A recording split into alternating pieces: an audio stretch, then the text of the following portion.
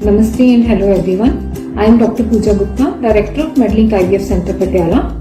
आज हम बात करेंगे रिकरेंट प्रेगनेंसी लॉसेस के बारे में, यानी कि बार बार होने वाला गर्भपात, जैसे कि किसी महिला का 2 या 3 या उससे ज्यादा बार अपने आप मिसकैरेज हो जाए। ये एक बहुत ही फ्रस्ट्रेटिंग प्रॉब्लम हो सकती है किसी भी महिला के लिए, ना सिर्फ फिजिकली बल्कि साइकोलॉजिकली भी, और इसके कई कारण हो सकते हैं।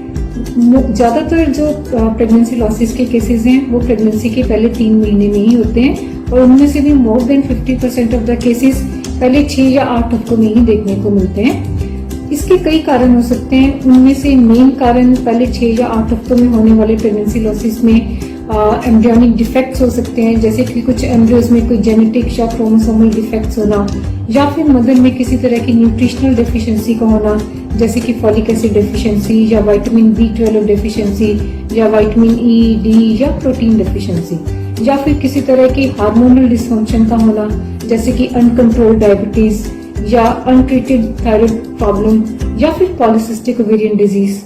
इसके अलावा एंटीफॉस्फोलिपिड एंटीबॉडी सिंड्रोम भी एक ऐसी डिजीज है जिसमें कि किसी महिला का बार बार गर्भपात होने का रिस्क बना रहता है।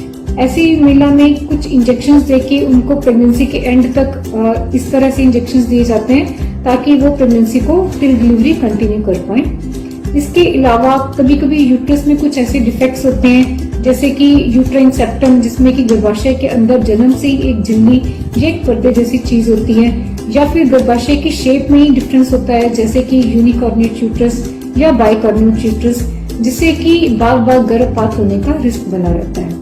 तो किसी भी महिला को अगर रिकरेंट प्रेगनेंसी लॉसेस जैसी प्रॉब्लम है तो उनको स्पेशलिस्ट की एडवाइस लेनी चाहिए, ताकि आपके कुछ स्पेशल टेस्ट किए जा सकें। कभी कभी पेरेंट्स के दोनों के कुछ क्रोमोसोमल टेस्ट भी करने पड़ सकते हैं, या फिर कुछ अल्ट्रासाउंड या और स्पेशल ब्लड टेस्ट, जिनके बाद उनका उपचार पॉसिबल होता है। We have lot of cases who have suffered from recurrent pregnancy losses and they have been treated successfully and they have delivered a child.